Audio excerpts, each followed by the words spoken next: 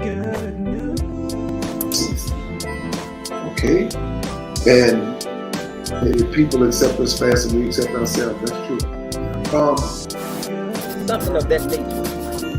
And I'm coming to your church. We got to do a relief concert. Hands down, we've got to do this, man. We got to do it for the community.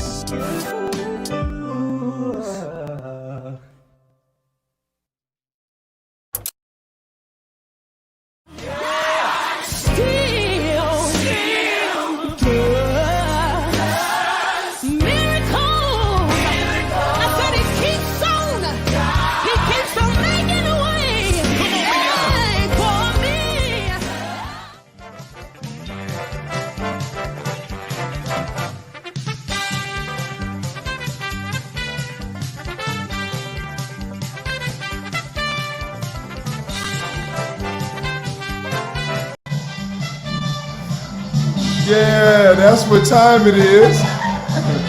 It's family game night time. Family game night. Before we do that, welcome to Good News, everybody. Welcome to the good news. What's so up? much bad news out there. You can guarantee that at 7:30, you're going to get some good news. Hey, start a watch party. Tell your friends what's going on, everybody. Tell them what's happening right now. Yeah. Happy Friday. Happy Friday. Happy Friday, everybody. Michaela. Yeah, we ready. Ooh, she and The her Mutes family. The Hunt family. Yeah. The Washington family. Yeah. And the MVB. It's going to be a blast It's going to be tonight. a blast tonight. What's up, everybody? We can't let you know, too, you going to make it Yes, you are. through Corona and racial unrest. That's right. You still going to... Janetta Hall, You going to make it. we got a word for you. Yeah. Stick by, everybody. It's going to bless your life. Good evening. Good evening. Uh-oh. Hold up. My sister, Rebecca Love. Hey, Rebecca from That's- Wisconsin. That's my cousin. That's your cousin. Hey, cuz. That's my cousin, too. That's your cousin, too. Hey, mama. Do me a favor, y'all. Tell everybody on your line, we made it. We gon' make it. Can you see Janetta dancing? I can see her shouting right now.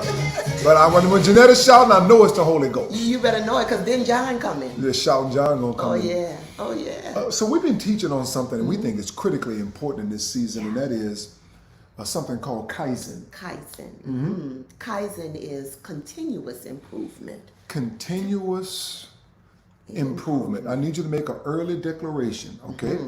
You gotta start, it starts in your mouth, okay? Everybody say, I am. I am Improving. improving. I am. I am. I am improving, I am. And how you gonna do it? Little by little. Little by little. Little by little. This is how you're going to accomplish everything in your life. Yeah. Is going to be through the spirit of KAIZEN, which means continuous improvement, Yeah. little by little. Little by little. Yeah. Uh-huh. This is how you're going to lose that weight. Yeah. It's going to be little by little. Yeah. Yeah. This is how you're going to manage your anger. Little by little. This is how you're going to save your money. Little by little. Little by little. Little by little. And I know sometimes we think that the small things we do really don't matter. But in the KAIZEN case, every little thing you do Right. equals something big. Right. Dr. Robert Meyer said in his book, The Spirit of KAIZEN, Yeah. he said, this is so powerful. The size of the result is not determined by the size of the step. So powerful. The size of the result is not determined By the size of the step. by the size of the step. Yeah. Now, Yeah. here's what we came to tell you as we are exploring this incredible truth that actually revolutionized Japan as they were actually losing ground. They lost the war, industry was down, and they applied this principle of little by little and became one of the most flourishing countries in the world. Now, there are some enemies that will try to stop you from being your best. Oh yeah, definitely. Yeah, there are times in our lives when we feel stuck. You know, we've talked about Moab on this show, when we feel like we are stuck. But the best way to use Kaizen is when you are in a stuck situation. How do you come out? Yeah. Little by little. Okay, let me ask you all a question. Now, be honest with us. Is anybody really tired of being stuck? Yeah, yeah, Just tired of being stuck? yeah. I know we don't want to admit it, and there are some major enemies that want to keep you stuck Oh yeah, from moving little by little. yeah. All right? Now, for those of you that are taking notes, jot this down. Okay, jot this down. Number one, the number one thing that will stop you from moving into your little by little, your Kaizen, Yeah. is the feeling of being overwhelmed. Overwhelmed. Why? Because when we're overwhelmed, there is fear attached to it. You know, we will never sign up to have a day full of fear. You know, and so when fear is attached, we either stop and go in the opposite direction as opposed to taking small steps to accomplish the goal. When you feel overwhelmed, it's like when you tell yourself, I have too many things to fix. Yeah. It will overwhelm you. Sure. When you start saying, this is wrong with me, that is wrong with me, you need to get to the place in your life where you say, you know what, regardless of my faults, regardless of my struggles, regardless of my issues, I'm all right with me. Yeah. Yeah. I'm all right with me. Sure. And you know what? I am learning one of the most powerful lessons in my life. And that is to become comfortable with the side of me that is not so wonderful. Yeah. Yeah. Okay? And when you feel overwhelmed, and many times it is because you are looking at yourself saying, I got so much going on in my life, it will make I gotta do this, I gotta do this, I gotta do this and that and the other. And it becomes overwhelming. Yeah. Number two, anxiety. Anxiety is a code name for fear. Yeah. We hide fear and anxiety. Yeah. Now, we're going to teach this a little bit later when it comes to anxiety and fear. When we start looking at fear like a deadly sin Yeah. and not just an emotion we have to manage, Yeah. we will be more diligent in overcoming. Absolutely. When we start to hate fear as much as God hates sin, Yes. yeah, we will no longer allow fear to have control or sit in the driver's seat of our lives. Yeah, you can't make you fear. Please hear us very carefully. This is the turning point in the message. Anxiety and fear. Okay, you have to look at it as a sin, not just an emotion that I have to manage. Because when we use it as an emotion we have to manage, we'll make excuses for when we fall into it. That's right, right. Certainly, we'll be able to justify why we slip. Yeah. Things that will stop you from walking, things that will keep you stuck. This is probably, number three is probably the most important of them all. It is a harsh and critical inner voice. Yeah. And it never silences. No. It speaks perpetually. Some of you don't need an enemy to tear you down.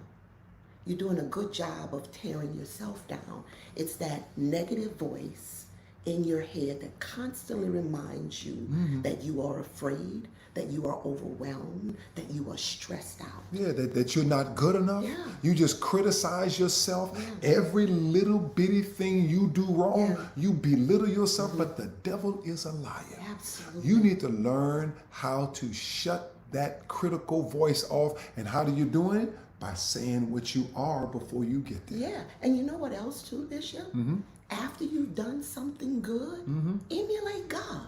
Celebrate your efforts. Celebrate your efforts. That's how you silence fear. That's how you tell overwhelming situations, you will no longer have control over me. You know, you celebrate the little moves, the small adjustments. Yeah, hush that voice in your head, because it is impossible. It is a physiological impossibility. It is a neurological impossibility. It is a psychological impossibility to think one thing and say something else. Right. Because what you say will always override what is in your head. So when that critical inner voice begins to talk to you, you know what you need to do? You need to do like David did with Goliath and talk back. Everybody was scared. Everybody was afraid of Goliath because he was trying to intimidate them. You need to talk back. And here is what you're going to say. I am improving. I am improving. And you keep saying it over again and over again. Right, Bishop? Absolutely. Over and over. It's so boring to operate in excellence. It really is. It is boring to operate in excellence, to do basically the same thing every day all the time is boring. But you know about that. Because that's how you live your life. Inside of a system, inside of structure. And it works very well for you. But it works for God. God is a God of systems, structures, strategy, and sensitivity. Everything God does is a system. The galaxies operate by a system. The sun goes up about the same time every day, down about the same time every night.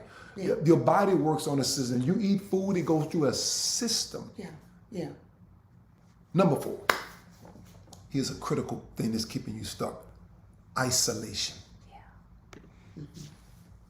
Isolation. You're keeping it all in and to yourself. Now, we all know and have heard that prison is a rough place to be. It's a rough place to be in. When you have hardened criminals and people that have been accused of doing all types of stuff in prison, the anger and the frustration that is in there, the fear that is in there. But you know what they tell us is worse than that? Isolation.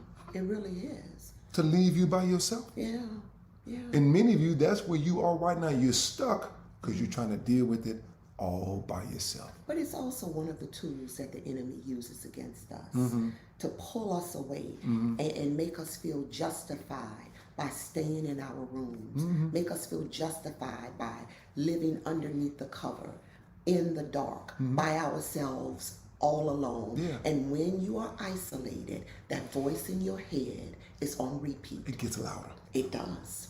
It does. Number 5. When it comes to transforming your life and having victory in every area of your life, you know what one of the main problem is? We don't know where to start. No, we don't. Where do I start? How do I deal with this enemy of fat? Where do I start? How do I deal with reorganizing my finances? Because poverty is an enemy. How do I deal with these enemies that come against me? Well, all we want you to do is do it the same way that God does it.